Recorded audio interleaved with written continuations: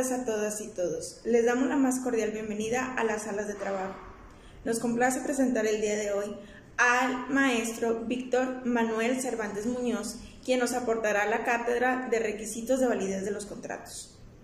El maestro Víctor Cervantes es licenciado en Derecho por la UNAM, especialista en Derecho Penal por la UNAM, abogado postulante en Derecho Penal, Derecho Civil, Propiedad Intelectual, Amparo y Derecho Familiar.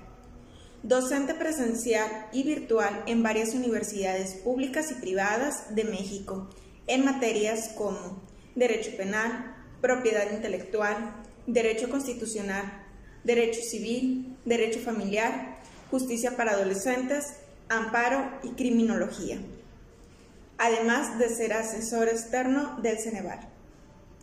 Por el momento, el chat se mantendrá inactivo hasta la etapa de práctica y sección de preguntas. A los asistentes les pedimos prudencia con la opción levantar la mano. Se les recomienda anotar su pregunta con anticipación en algún espacio accesible para el momento en que se abra el chat, la copien y peguen. Cedo la palabra al maestro Víctor Cervantes. Adelante, maestro. Muchas gracias por la presentación, son muy amables. Bienvenidos a todos los asistentes, deseando se encuentren bien. Pues con el gusto de presentar con ustedes este tema, un tema desde luego de derecho civil, dentro del derecho civil, dentro de las obligaciones, y dentro de las obligaciones la obligación más importante que son los contratos. El contrato se divide por ser un acto jurídico en dos grandes partes, los elementos de existencia y los elementos de validez. Para nosotros es importante que ahora podamos analizar en esta sesión los elementos de validez de los contratos en sentido amplio. Entonces, vamos a dar inicio. Les doy la más cordial bienvenida y bueno, espero que sea de su agrado. Vamos a comenzar. Buscamos con esta sesión, con este taller, identificar los elementos de validez del contrato con la finalidad de distinguir el correcto proceder en su elaboración. En su elaboración como practicantes de esta ciencia jurídica y quizá como alguna rama de nuestra actividad personal o cotidiana, profesional, que tengamos que conocer. Los elementos de validez, como lo señalé hace un momento, pues es una parte de los contratos. Si bien no es la más importante, sí es relevante para la eficacia de los contratos. Como buen abogado, como lo marca nuestra doctrina civil y el derecho civil, el Código Civil, la fuente más importante de los contratos, desde luego es la norma, el Código Civil, y tomaremos como referencia el Código Civil Federal, que nos dice que debemos de tener en sentido negativo los elementos de validez. Nos dice en su artículo 1795, el contrato puede ser invalidado por incapacidad legal de las partes o una de ellas. Aquí tenemos el primer elemento, la capacidad. Segundo, por vicios del consentimiento. Segundo elemento, estamos hablando del consentimiento. Tercero, porque su objeto o su motivo o fin sean ilícitos. Tercer elemento de validez de los contratos. Y porque el consentimiento no se haya manifestado en la forma que la ley establece. El cuarto elemento, entonces, que nos dice el Código Civil Federal en este artículo, es la forma que establece la ley. Debo aclarar en este punto que no todos los contratos civiles ameritan una forma especial. Esto lo veremos más adelante. Muy bien, vamos a continuar. Partamos de cuestiones básicas. El contrato es un acto jurídico y tiene, como les refería, elementos de existencia. Cuando no cumplimos en un contrato los elementos de existencia, acarrea algo que se llama nulidad absoluta. Además, tiene elementos de validez, todo contrato por ser un acto jurídico. Cuando no cumplimos con esos elementos de validez en un contrato, acarrea algo que llamamos nulidad relativa. Si nosotros cumplimos con los elementos de existencia y los elementos de validez, tendremos como resultado un acto jurídico con efectos jurídicos, que puede producir efectos, que tiene eficacia jurídica. Bueno, nosotros nos vamos a centrar en los elementos. Les comentaba que el contrato es un acto jurídico, pero no estaba desactivado. El contrato es un acto jurídico. Y nosotros tenemos por objeto en esta clase encontrar los elementos de validez de este acto jurídico que se llama contrato. El contrato es un acto jurídico. Esa es una premisa de la cual debemos partir. Nos dice el Código Civil en este artículo que acabo de señalar hace un momento, 1795. Son 4 grandes elementos de validez en el Código Civil Federal que tenemos que cumplir para estar en presencia de un contrato con elementos de validez. El primer elemento de validez, dice el Código Civil Federal, es la capacidad. En sentido negativo nos dice, el contrato puede ser invalidado cuando alguna de las partes tenga incapacidad.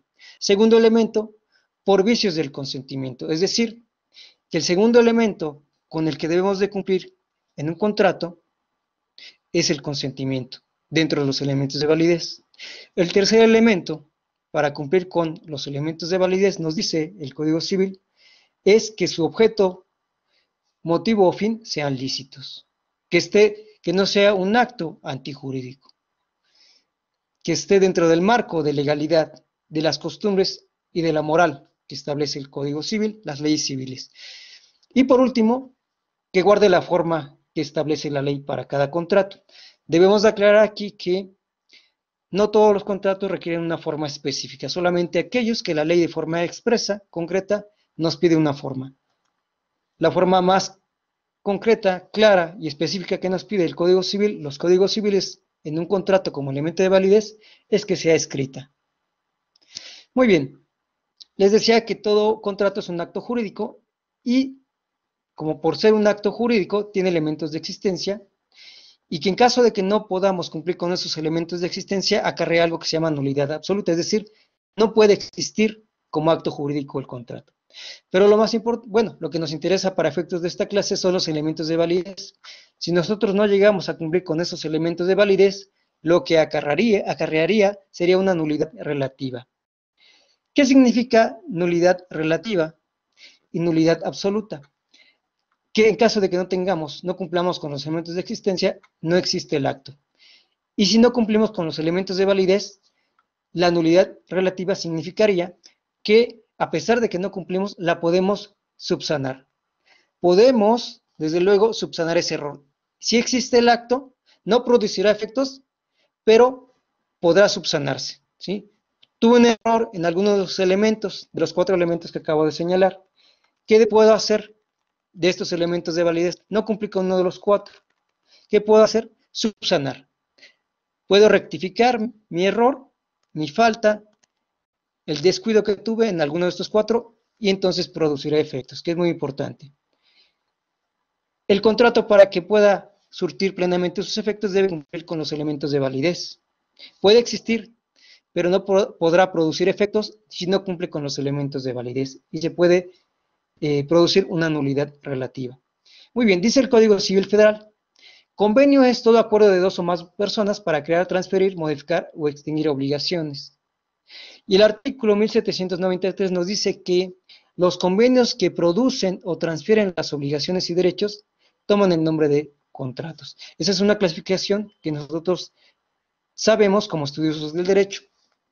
Elementos de validez ya lo acabamos de señalar en la fuente, que el Código Civil Federal.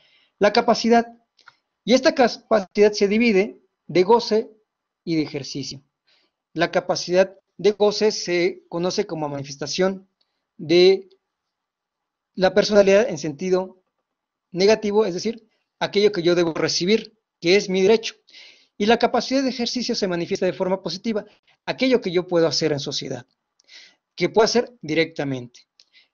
El segundo elemento, dentro de los elementos de validez en el contrato, se refiere al consentimiento, que es la manifestación de la voluntad, es un elemento volitivo, del sujeto que quiere obligarse y que quiere contratar, ¿sí? Y esa forma de expresar el consentimiento, esa voluntad, se puede viciar en alguna de las formas que más adelante vamos a ver.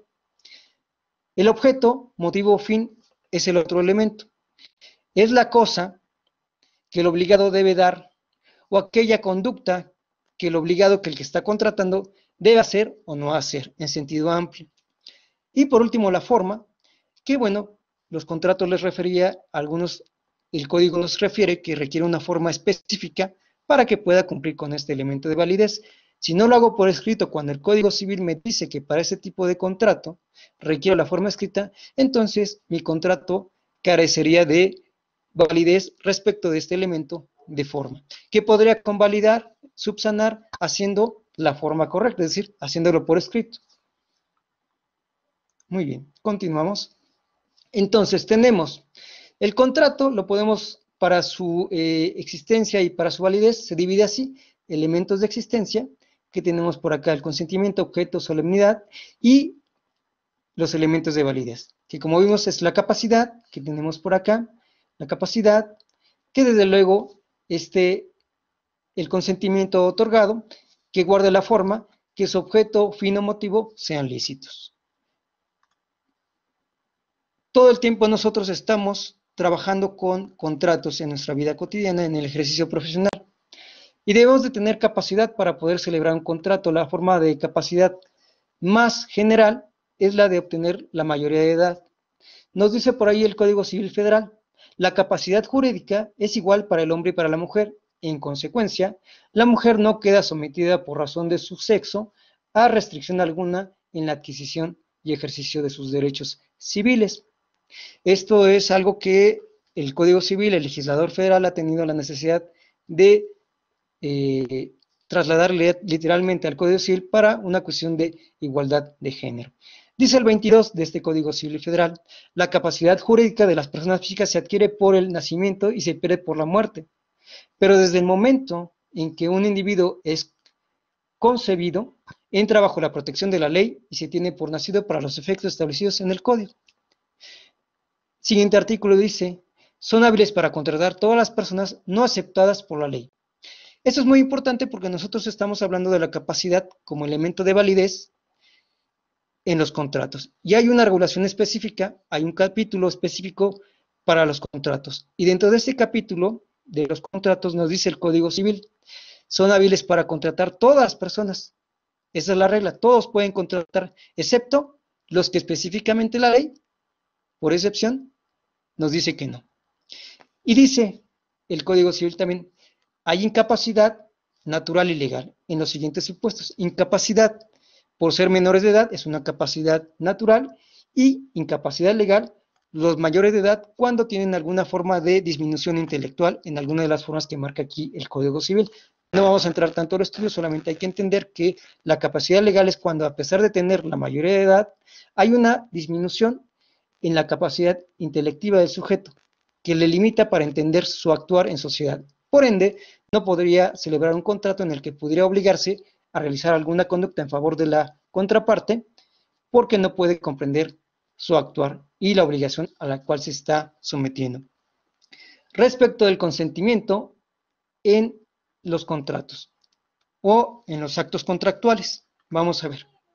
Los actos contractuales son los que nacen de los contratos. Dice el Código Civil Federal sobre el consentimiento, 1796. Los contratos se perfeccionan por el mero consentimiento, es decir, la manifestación de la voluntad en alguna de las formas que establece la ley, excepto aquellos que deben revestir una forma establecida por la ley, por escrito, ante notario, etc. Desde que se perfeccionan, obligan a los contratantes no solo al cumplimiento de lo expresamente pactado, sino también a las consecuencias que, según su naturaleza, son conforme a la buena fe, al uso o a la ley, que son fuentes del derecho civil. Es decir, cuando una persona consiente contratar, no solamente se está obligando bajo la máxima de pacta sunt servanda a cumplirlo a lo que se ha obligado, sino a responder por aquellas consecuencias jurídicas que nazcan de un contrato contra segundas o terceras personas. Tenemos en 1803 de este Código Civil Federal: el consentimiento puede ser expreso o tácito. Para ello se estará a lo que dice estas dos fracciones. Será expreso cuando la voluntad se manifiesta verbalmente, por escrito, por medios electrónicos, ópticos o por cualquier otra tecnología, o por signos inequívocos, que fijen la manifestación de la voluntad, ¿sí? Y será tácito en la manifestación del consentimiento cuando resulte de hechos o de actos que lo presupongan o que autoricen a presumirlo como aceptado, excepto en los casos en que por ley o por convenio la voluntad deba manifestarse de forma expresa, que son aquellos actos que requieren una forma que establece la ley, como la forma escrita, forzosamente. Por ejemplo, la forma tácita es cuando no celebro un contrato de compraventa, pero le vendo mi vehículo a una persona, no hice un contrato físico, no lo hice por escrito, pero de mis actos, de los hechos, se puede interpretar, se puede presumir, desde luego, que le hice la venta, porque pues no manifesté nada al respecto, no opuse, le entregué mis llaves, le entregué la factura, etc. Por acá les expongo una imagen, perdón, que dice en estos dos rubros, sí o no, ¿no? Es decir, cuando estamos aceptando algo de forma expresa, tendremos que tachar o señalar la parte que dice sí, o en su caso, la parte que dice no, y tendremos una manifestación expresa. Vamos a ver los vicios del consentimiento en esta parte, en este elemento de validez que es el consentimiento. Aquí quise ilustrar con una imagen cómo una persona está siendo obligada a firmar algo que no sabe cuál es el contenido, y aquí hay un vicio del consentimiento. Ella no puede, esta persona, manifestar libremente su deseo de contratar, de obligarse, si no sabe qué. Respecto a los vicios del consentimiento, nos dice el Código Civil lo siguiente: el consentimiento no es válido si ha sido dado por error, arrancado por violencia o sorprendido por dolo. Y nos aclara el Código Civil: el error de hecho o de derecho o de hecho invalida el contrato cuando recae sobre el motivo determinante de la voluntad de cualquiera de los que contratan, si en el acto de la celebración se declara este motivo, o si se prueba por las circunstancias del mismo contrato que se celebró en el falso supuesto que lo motivó y no por otra causa. Quiero aclarar antes de explicar el error para nosotros los abogados es una falsa apreciación, una incorrecta apreciación de la realidad. Entonces, si una persona firma un contrato con la intención de obtener algo, pero está en una falsa realidad del motivo, del fin que va a obtener, entonces hay un error en el contrato que vicia el consentimiento.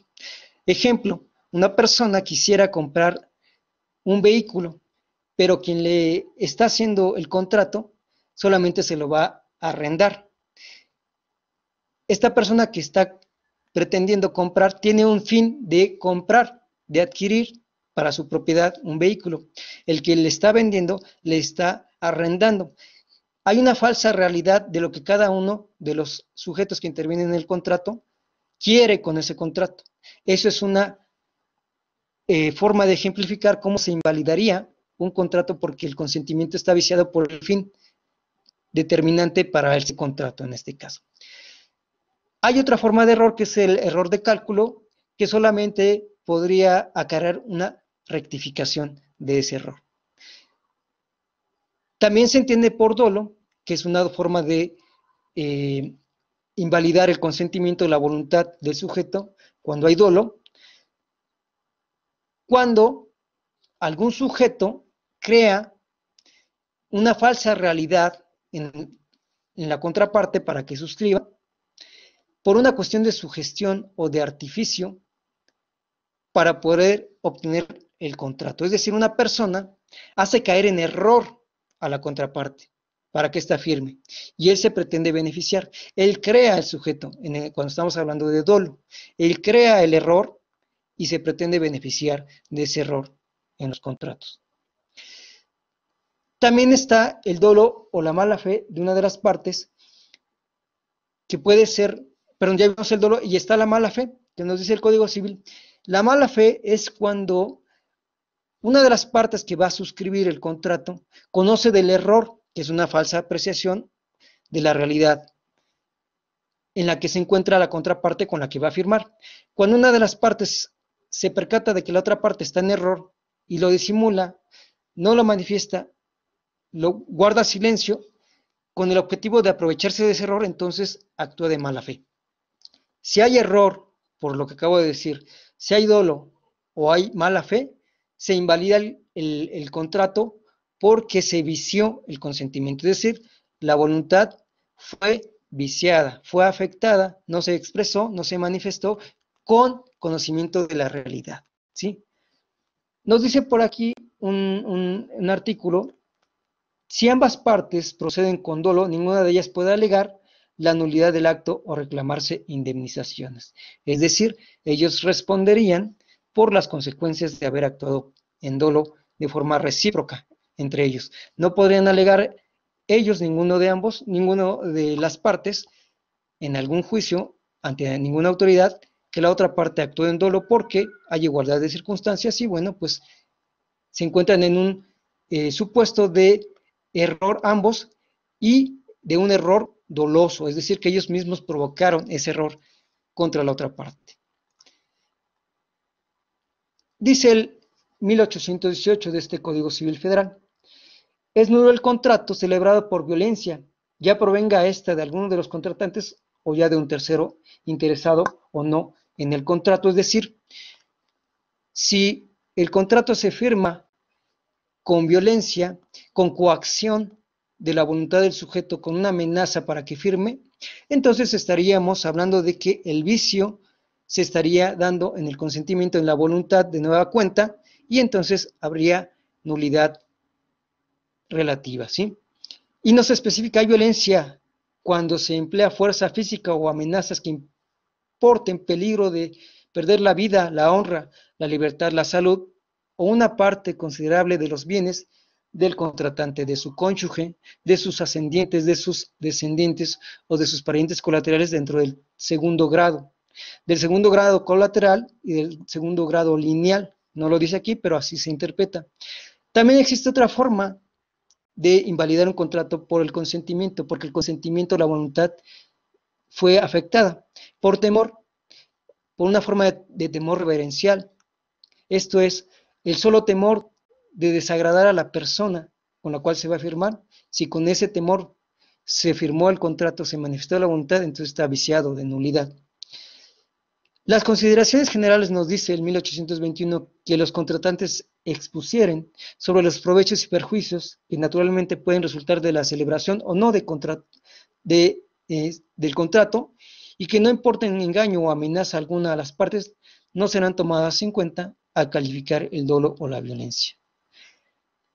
Dice en 1822, no es lícito renunciar para lo futuro la nulidad que resulte del dolo o de la violencia. Es decir, no se puede pactar en un contrato que si existiera un vicio en un elemento de validez, se dará por no presentado el vicio y se renunciaría.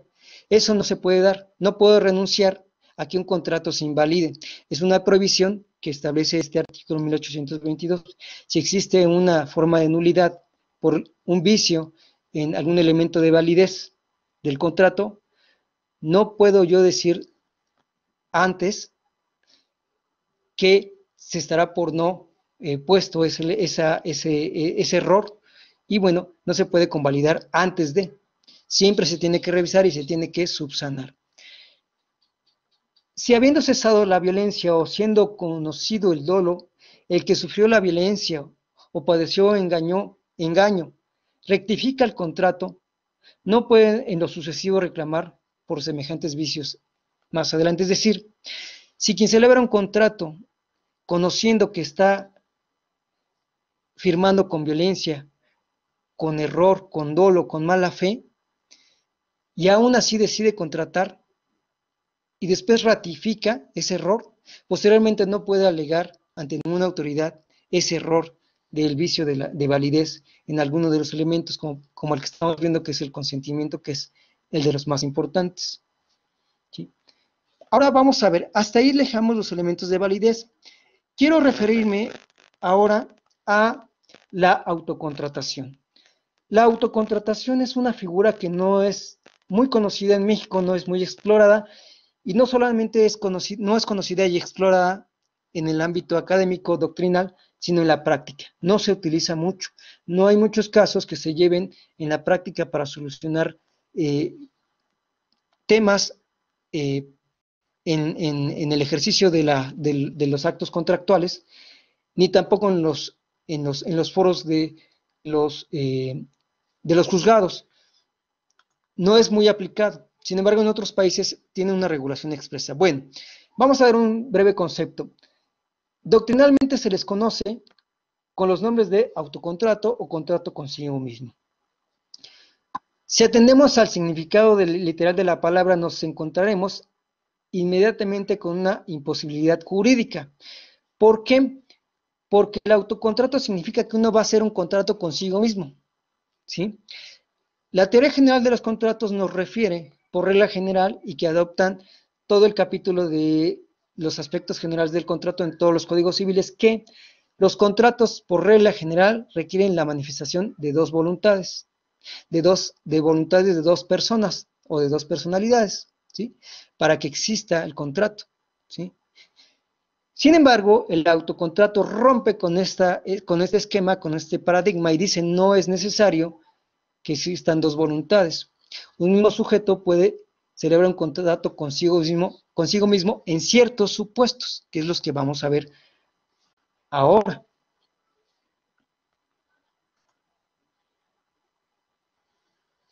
Pero antes quiero referir cómo en México algunos autores de alguna manera tratan de elaborar un concepto de autocontrato.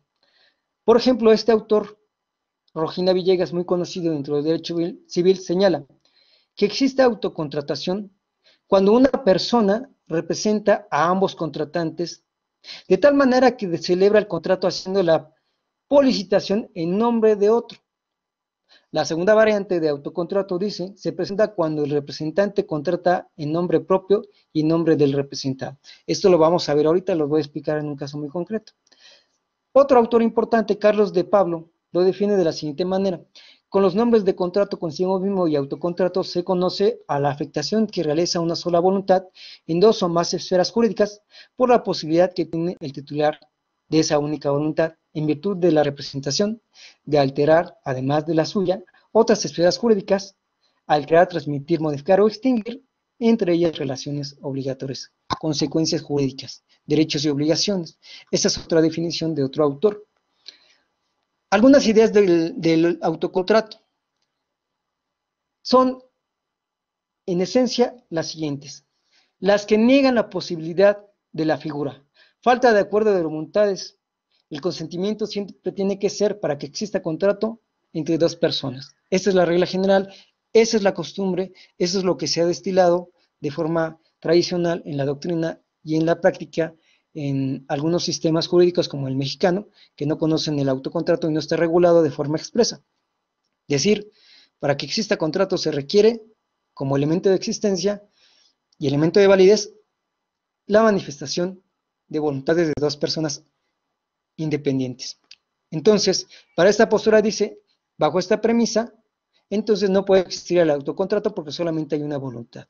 La siguiente es las que lo consideran como un verdadero contrato, porque deriva de un mandato o representación en el que sí existe dos voluntades, solamente que esas dos voluntades están siendo representadas por un solo individuo, pero su origen deriva de dos voluntades.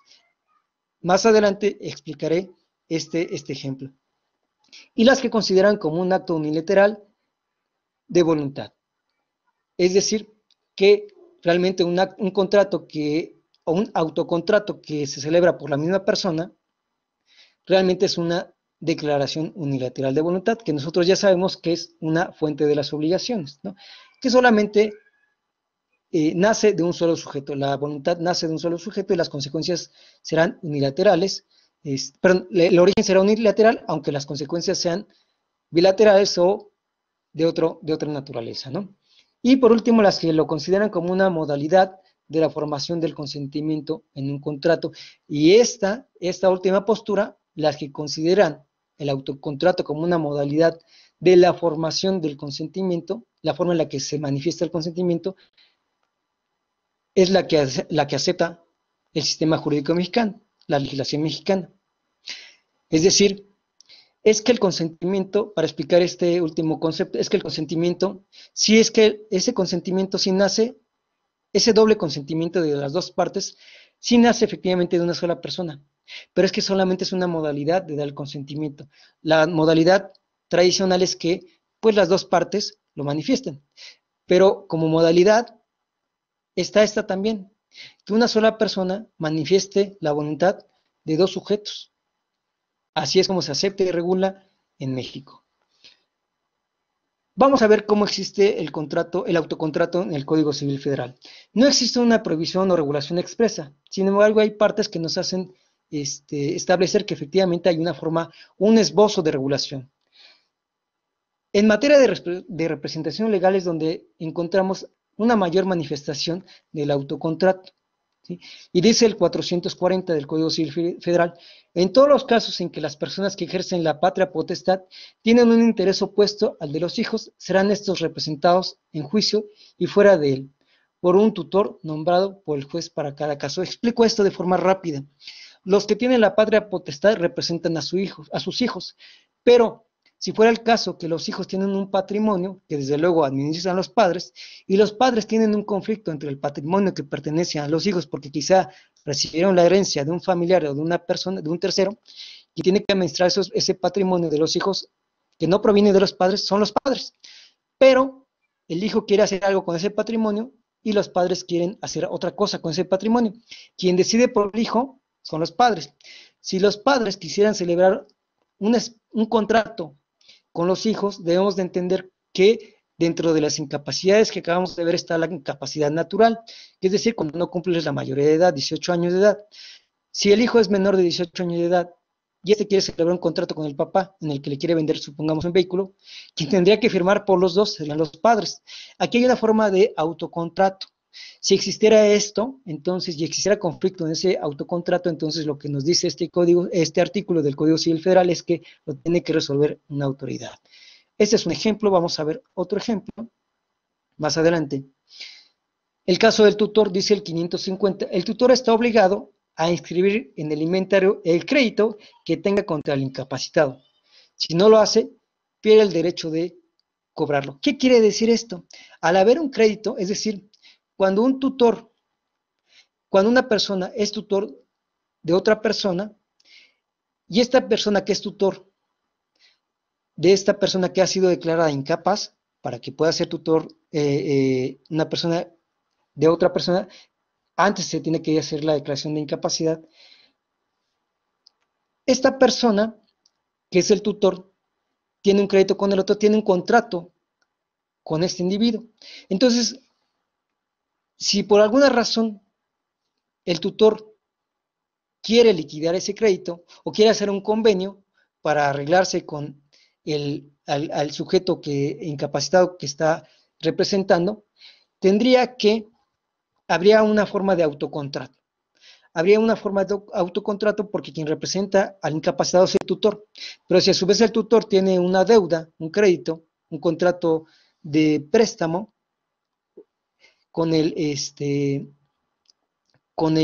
incapacitado, entonces estamos hablando de que aquí se aplica, lo regula de alguna forma, lo está haciendo de forma implícita el Código Civil Federal, que existe autocontrato.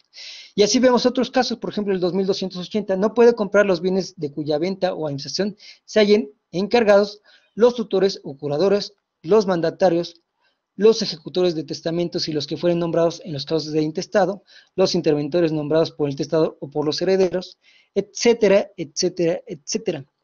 Y aquí hay una cuestión muy importante respecto de también el albacea, que es el que ejecuta un testamento o una sentencia que resuelve un intestado. Si él es parte precisamente de los que va a heredar, entonces, o si hay alguna cuestión, si él es parte de los que va a heredar y él quiere contratar de alguna manera, hacer un contrato con esa misma propiedad de la cual él va a ser parte, entonces se vuelve a aplicar o hace las veces de autocontrato. Y eso es lo que nos quiere decir este 2280, ¿sí? Esta es una cuestión que es un poco complicada, pero que sí se da en la práctica. Hay casos muy especiales en los que se da el autocontrato. El contrato de mandato, ¿no?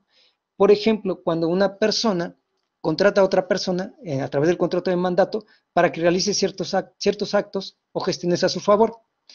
Pero una de esas gestiones es, pues, precisamente, de alguna forma, contratar consigo mismo, ¿sí? Está el caso que ahorita vamos a ver, que tenemos acá, que es el que quiero que analicemos para que podamos avanzar un poquito y ejemplificar esta forma. Una persona que tiene una sociedad civil, que es parte de los socios de una sociedad civil, persona jurídica, que se denomina, que se llama Eloísa Sosa Rivas, es una persona física, es socia y además es persona física. Esta señora Eloísa tiene una casa. Esa casa la quieren usar los demás socios de esta sociedad civil para su objeto social, para su sociedad, para que sea su oficina. La socia Eloísa, a su vez, es representante legal de esta sociedad civil, ¿sí?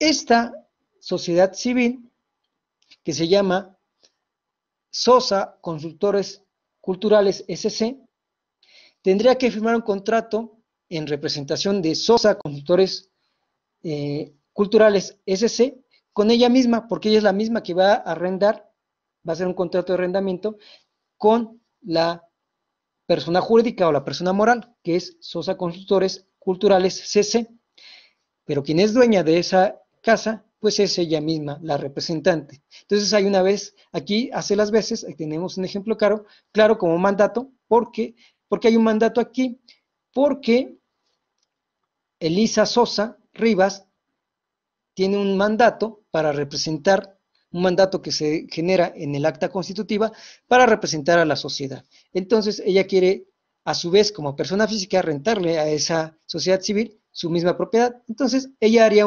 haría las veces de autocontrato. Se hacen las declaraciones respectivas y bueno, lo más importante en un contrato son las cláusulas y dentro de las cláusulas el objeto del contrato, ¿sí? Dar en arrendamiento un bien inmueble de una persona física a una persona jurídica a cambio de una renta, que es dinero. Ese es el objeto, ¿sí? Y este es el caso más típico que tenemos para ejemplificar precisamente un autocontrato bajo el tipo de mandato. Existen otros que es el contrato de donación, que se puede hacer como autocontrato, y el contrato de transacción. Ahora, por último, para terminar con la exposición, tenemos los elementos de eficacia de los autocontratos, ¿sí? Elementos de eficacia de los autocontratos. ¿Qué debemos de entender por eficacia en sentido amplio? De forma muy resumida, la capacidad o la fuerza con la que puede producir efectos un acto jurídico, en concreto un contrato, ¿sí? Eso es lo que debemos de entender por eficacia en el ámbito jurídico, hablando de contratos. La fuerza o eficacia o el cumplimiento que puede tener en la realidad un contrato, ¿sí? Si se puede cumplir o no se puede cumplir ese contrato. Si se cumplieron los elementos de existencia y desde luego los que vimos, los elementos de validez. Y nos dice, aquí les pongo, la eficacia de un contrato se traduce en la posibilidad de producir efectos. ¿Cuáles efectos? Efectos jurídicos. Y el Código Civil nos dice, en su artículo 1796, los contratos se perfeccionan por el mero consentimiento, excepto aquellos que requieren o revisten una forma establecida por la ley. Desde que se perfecciona, el contrato obliga a los contratantes. Y como les refería, no solamente a lo que pactaron, sino a las consecuencias que nazcan entre ellos y en segundas y terceras personas. Este artículo recoge el principio de relatividad del contrato, es decir, que los efectos en primera instancia de un contrato es entre las partes, pero en segunda instancia, de forma indirecta, contra segundas o terceras personas que tenemos acá ejemplificado en esta forma muy sencilla. Los contratos producen efectos después de que se han sido perfeccionados. ¿Cómo se perfeccionan? Cuando cumplen con los elementos de validez. ¿Los efectos cuáles van a ser? De forma directa entre las partes y de forma indirecta entre terceras personas. Así tenemos en este caso la eficacia de los contratos. Con esto damos por terminada la exposición del tema. Vámonos a el apartado de dudas. Adelante.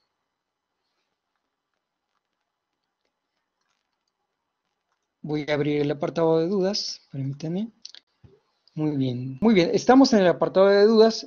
Si gustan expresar alguna duda, podemos retomar un tema que se explicó hace un momento, podemos abordar un caso concreto. Aquí tengo una pregunta interesante, la voy a abordar y ahorita voy a retomar las otras. Dice Alicia Eugenia, ¿el tutor puede vender las propiedades heredadas de un menor? Esa es una pregunta muy interesante. ¿Por qué? Porque él es el que lo representa y él es el que va a actuar y decidir y administrar el patrimonio de un menor. El caso que yo acabo de señalar, me imagino que va por ahí. El tutor administra y representa a un menor porque es incapaz. ¿Por qué podría ser tutor una persona de un menor de edad? Porque no están los padres o algún otro familiar que lo pueda representar bajo la figura de la patria potestad. Entonces se aplica de forma subsidiaria la figura del tutor, ¿sí? Tutor o tutriz, ¿sí? Y que tiene que ser declarada por un juez. No se puede tomar esa figura si no ha sido en sentencia dada por una autoridad que es un juez familiar. ¿Puede vender? No. Tiene que solicitar la autorización del juez familiar. Y además del tutor, así se da, hay alguien que se llama curador o no recuerdo el nombre, pero es aquella persona que vigila al tutor. Y esa persona que vigila al tutor también es designada por el juez. Entonces, si el tutor quisiera vender el patrimonio del menor para él mismo, habría una especie de autocontrato, porque él va a vender en representación del menor y él mismo va a ser la parte compradora. Pero si esto se puede prestar a una forma de fraude y de un hecho ilícito en materia civil, que acarrearía desde luego una nulidad, una forma de nulidad, que sería una nulidad absoluta porque el consentimiento del menor tiene que ser expresado por su representante, pero cuando tiene un fin o un propósito ilegal, entonces acarrearía a su vez una nulidad relativa, porque recuerden que un elemento de validez de los que acabamos de ver es que el contrato debe tener como fin, motivo u objeto algo lícito, algo que acepte la ley, los usos o costumbres o la moral. Entonces, la respuesta es de propio mutuo, no puede vender, tiene que solicitar la autorización. Aquí dice Dayana Vázquez, tengo una duda, en caso de un contrato invalidado y que se quiera retomar, ¿habrá una penalización en ello? No, lo acabo de decir hace un momento, el Código Civil dice que no se puede convalidar desde antes una forma de invalidez. No es posible. Si hay una forma de invalidez, se tiene que hacer valer por las partes y se tiene que convalidar forzosamente.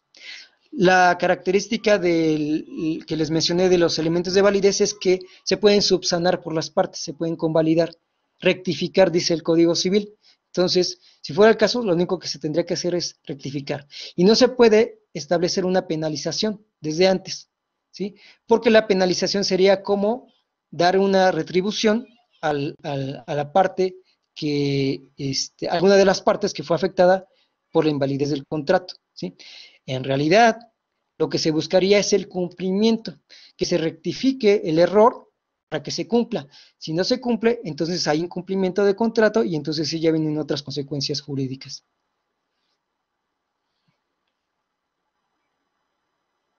Sí, lo dice Jesús Aragón, los requisitos de validez son necesarios para que un contrato sea eficaz. Sí, sí se requiere que se presenten todos los requisitos de validez de forma adecuada, según lo marca la legislación, el Código Civil para cada contrato. Debemos nosotros recordar que en la clasificación de los contratos que toman los códigos civiles, hay distintos códigos civiles, distintos contratos.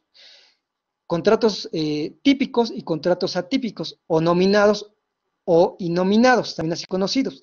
Un contrato atípico es el autocontrato o innominado.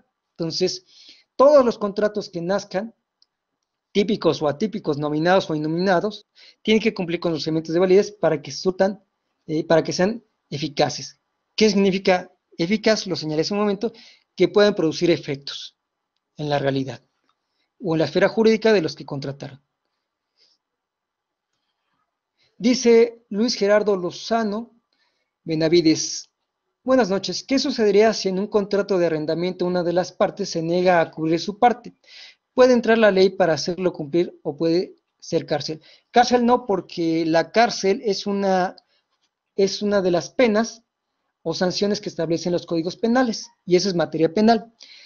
Lo que corresponde es, lo que nace de esto es un incumplimiento de contrato de arrendamiento por no dar el pago, que es la contraprestación a la que se obliga el arrendatario, el que está rentando. Entonces, si él no quiere pagar, entonces hay un incumplimiento que se tiene que hacer exigible para hacer el cumplimiento forzoso ante un juez civil o un juez de arrendamiento, según el Estado. Hay ciertas autoridades concretas que conocen de estos asuntos.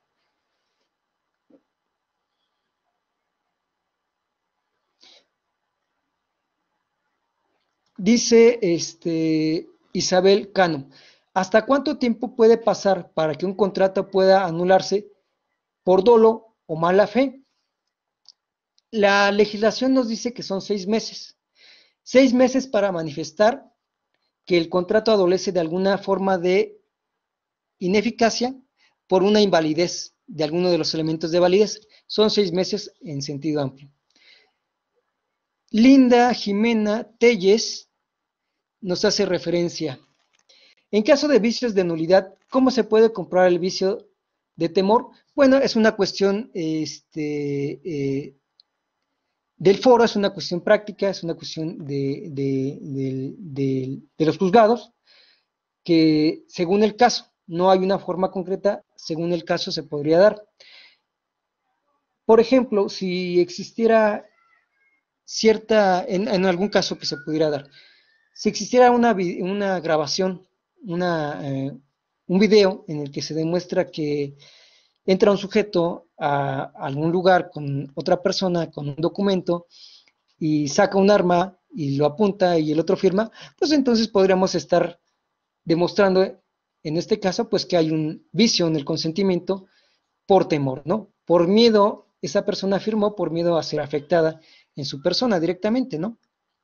Si existe alguna otra forma de amenaza que se pueda dar a través de algún medio, que podría ser una carta escrita de puño y letra, donde se amenaza a través de un mensaje de correo, a través de un mensaje de alguno de estos nuevos medios de comunicación de redes sociales, se podría utilizar como medio tecnológico que se puede admitir en algún juicio, en un proceso civil, ¿no? Para solicitar la declaración de nulidad de un contrato por estar precisamente viciado de nulidad, porque se vició, se afectó el consentimiento por una amenaza, ¿no? Dice Jessica Galán Villegas, buenas noches, el artículo 450 aplica en temas mercantiles, es decir, si una persona tiene, por ejemplo, invalidez mental, ¿puede librarse de un contrato? Sí, desde luego. Recordemos que el derecho mercantil es una rama del derecho privado que toma muchas instituciones y muchas ideas del derecho civil, y la que más importa, de la que más toma es de los contratos.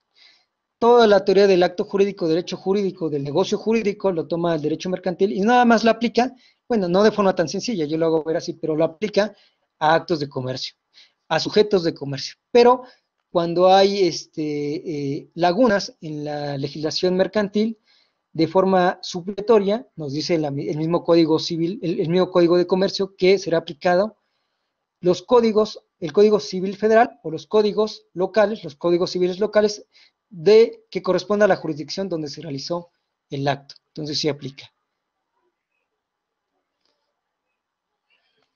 Dice Carla Cerón, es que explica muy rápido, apenas le puedo entender. Sí, una disculpa, es que tenemos el tiempo acotado, solamente tenemos una hora y bueno, teníamos que tratar de abarcar todos los temas.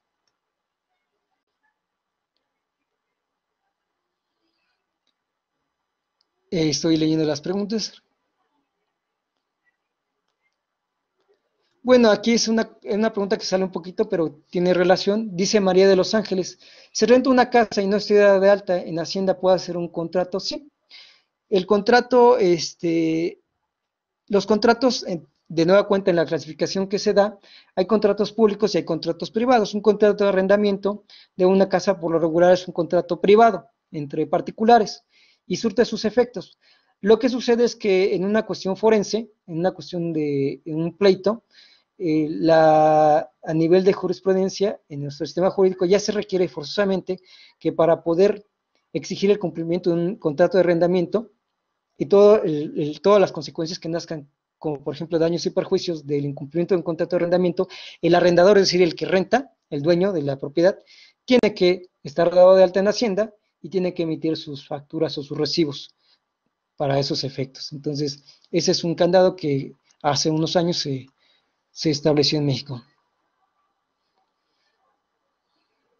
Dice Yesabel Cortés Medrano, la constitución de usufructo y del patrimonio familiar son ejemplos de autocontratos.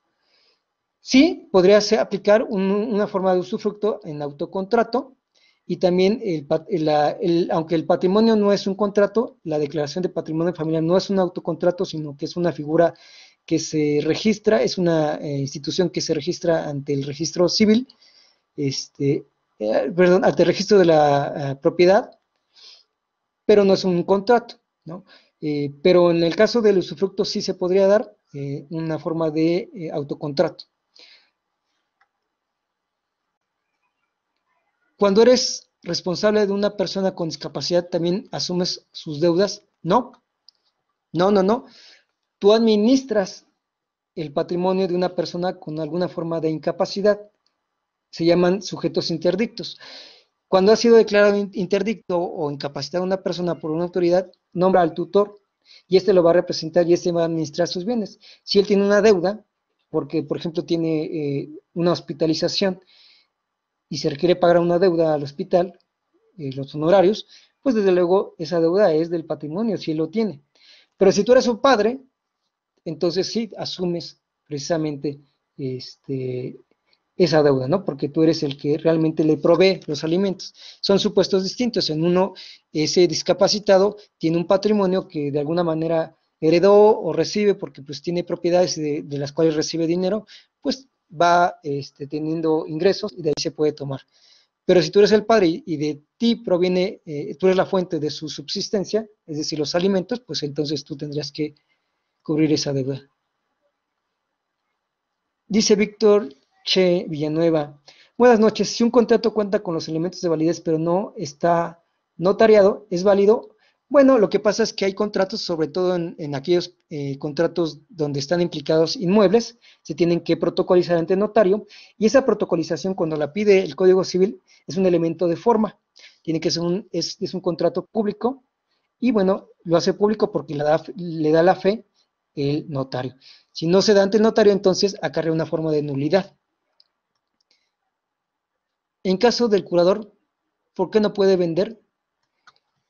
El curador no puede vender porque él no administra bueno, en el caso de que no administre, si él administra los bienes, él necesita una autorización de una autoridad para evitar una forma de defraudación a quien está precisamente representando, ¿sí?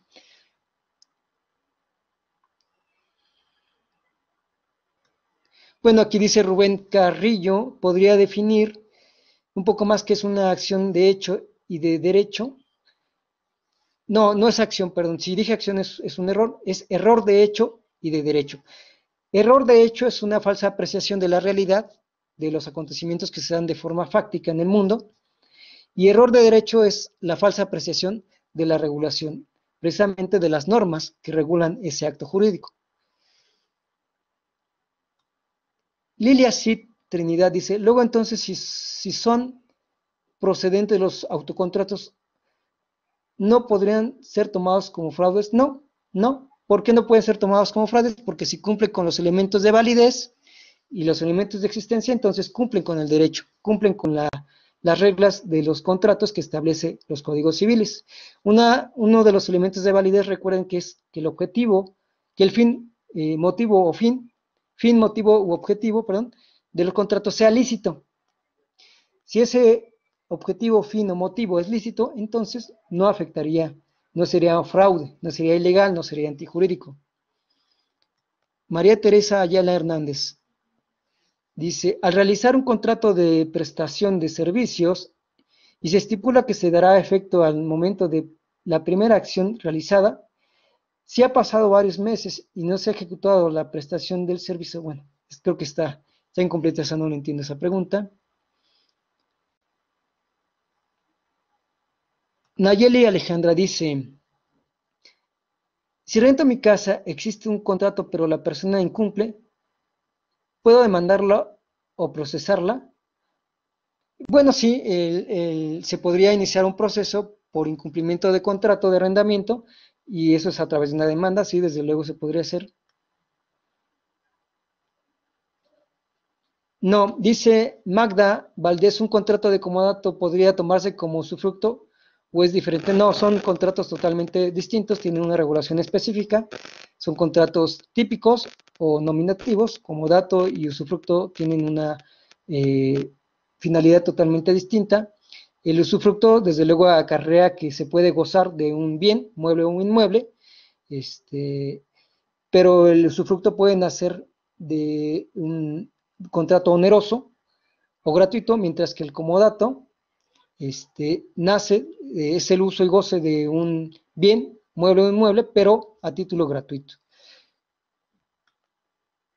¿El albacea puede vender las propiedades? Sí, puede vender las propiedades siempre y cuando le hayan autorizado los que tienen derecho de heredar, los que tienen ese derecho hereditario de hacer esa venta, o si en el testamento se establece que el albacea tiene por objeto, una de sus funciones sea vender esa masa hereditaria. Eso nos pregunta Angélica. Jessica Galán, ¿cómo se puede comprobar el consentimiento verbal o signos inequívocos en un contrato?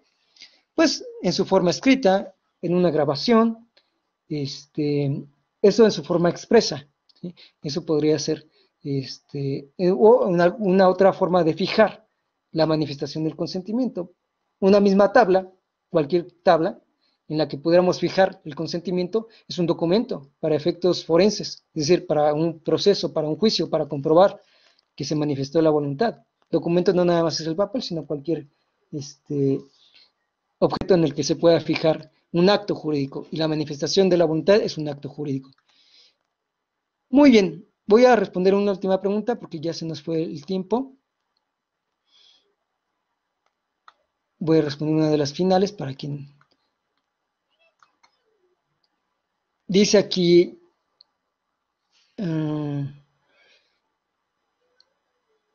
déjenme ver...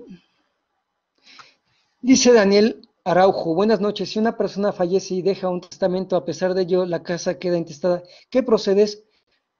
No, a ver, unas noches si una persona fallece y deja un testamento, bueno, esto es derecho sucesorio, no aplica para acá.